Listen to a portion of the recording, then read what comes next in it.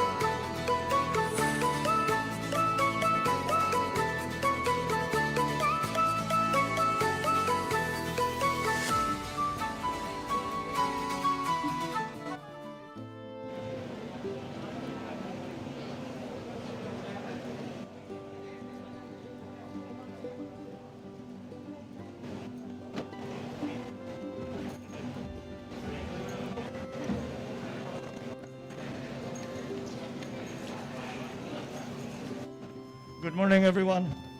As you have just witnessed, I have filed my certificate of candidacy for president just now. So I guess that makes it all official, and so now if you would like to ask any questions, I'll be ready to take a couple of questions. Yes, please.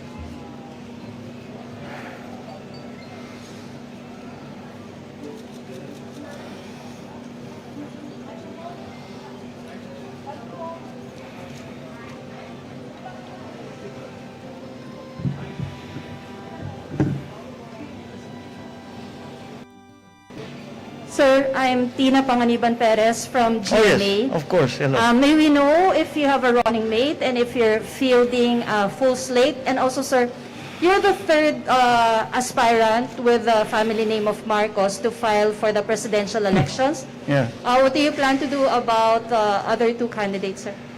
Okay. Well, right now, from the party, I filed under Partido Federal ng Pilipinas. And as of now, no one has filed for vice president under PFP. And I'll be very candid with you. The reason why that is that the original plan was for us to adopt PRRD for our vice presidential candidate. Pero sa mga nangyari noong nakaraang Sabado, nagbago lahat ng plano. Kaya't ngayon, nagkukonsulta kami, yung partido, at siyempre lahat ng mga ating mga na kung anong dapat gawin and what do we do now. And so that is where it is. Yung sa Senado naman, we will be providing you with a list of our senatorial candidates in the very near future, within days from now. Kung mapupuno ang yung 12 na punong slate, I cannot say for sure yes, but at the very least, siguro we 7, 8, maybe 9 candidates at the very least. Baka mabuo pa nga yung 12. Sorry? Yung dalawang Marcos na nauna na. Well, yes, I suppose we will have to see. The COMELEC will have to determine if they are nuisance candidates or if they are true candidates for the upcoming election. The decision or the determination as to what the status is of the other candidates who filed under the name of Marcos will be dependent on up to COMELEC. So we will leave it to them to decide on how to handle that situation. Sir, clarify ko lang, you won't file, kayo mismo, you won't file for their disqualification? Sorry? Have I filed? No, I mean, sir, kayo mismo, wala po kayong plan to file disqualification against them? Well, not as yet, because tinitignan pa lang namin. Antayin namin siyempre hanggang sa dulo ng filing period. And then we will see what we will have to do. Kasi titignan muna namin kung sino yung nakapag-file, kung sino Well, we'll just have to see the status of of the people that have come to file. Hindi lang naman sa presidente, pero sa lahat ng ibang position. Then we will decide what to do. Good morning, De Leon from Rappler. Sir, I would just like to ask, are you able to tell us ano yung pinag-usapan nyo ni Mayor Sara? Were you trying to convince her to be your VP? Or was presidency always the plan for you? Well, very early on, we talked about it. Yung very much publicized, yung pinuntahan namin siya bago nung birthday niya.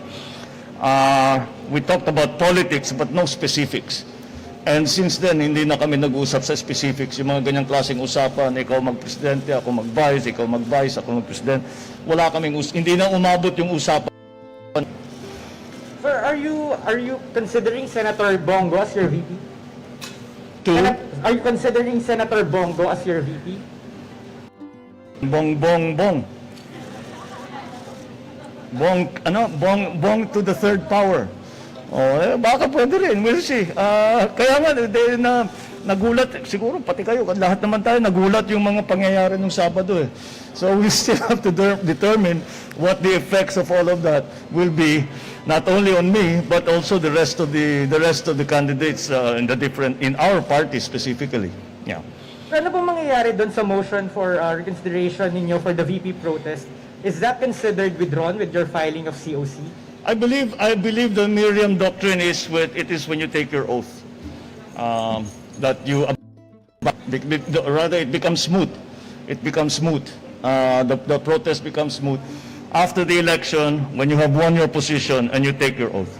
And last question, and this is from our reporter covering you. Are you willing to accept more media interviews where you can be asked about your father's martial law? I have never refused any interview on any basis whatsoever. I don't know where that's coming from. When have I refused to answer questions about anything? So if we ask po sana for an interview with you, you would accept? Well, my comment to other people always is, if you have something new to ask me, mahirap naman if we will be having the same conversation I've been having for 30 years. But of course, I do not know where that comes from. I have never turned down an interview. I have never specified the subjects that we have to talk about. Well, sir, we'd just like to ask you about, for instance, your conviction of your mother for 7 counts of graft. You and your siblings were named to foundations. I misunderstood. Not here and now. I'm here for filing. Thank you. Hi, sir. Hello, good morning. Los Baños from TV5. Sir, may we know more details about your talk with Mayor Sara Duterte? Why it, quote-unquote, collapsed? Bakit hindi na napunta? There were no talks to collapse. I mean, bakit hindi na po nagdetalye na ikaw yung vice, ikaw yung presidente? Because the favorite sport of Filipinos is politics, and everybody was speculating. But the speculations are not necessarily based in fact. Nakita niyo naman ang galaw ni Mayor Inday, so I think that puts paid to all of those speculations. I mean, bakit po hindi na natuloy yung posible sanang tandem ni Mayor Sara? Kasi hindi naman sa tumakbo eh. Tapos. Di ba? Okay? Is that Sir, it? one more please. Oh, sige. Are you ready for another fight with VP Lenny if she will run for president? No, I do not have any fight with VP Lenny. I'm running for president. I'm not fighting against anyone. I mean, another round of election, of campaigning, fight meaning laban sa I election. don't. We have Senator Ping is filing as we speak. So it's not going to be that kind of election. Marami kami. Ready kayo maka-face-to-face ulit makasama sa election si VP Lenny? I would not file my certificate of candidacy if I was not ready to campaign, if I was not ready to answer all your questions, and so I am ready to answer your questions, I'm ready to campaign, and that's what we're going to do. Thank you, sir. All right? Sir. Thank you. Sir. Maraming salamat. Sir, There's just one more here. Sir, just one. Yesterday you've mentioned you want to be a unifying leader. And Yes. today you've mentioned you don't want to talk about the same question or the same topic for how many years already.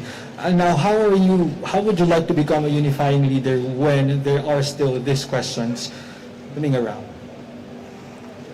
In my view, those questions have all been answered. So we unify now in the face of the COVID crisis, in the face of the economic crisis. That is what I am talking about when I say a unifying leadership. Yan ang kailangan natin ngayon. At siguro ang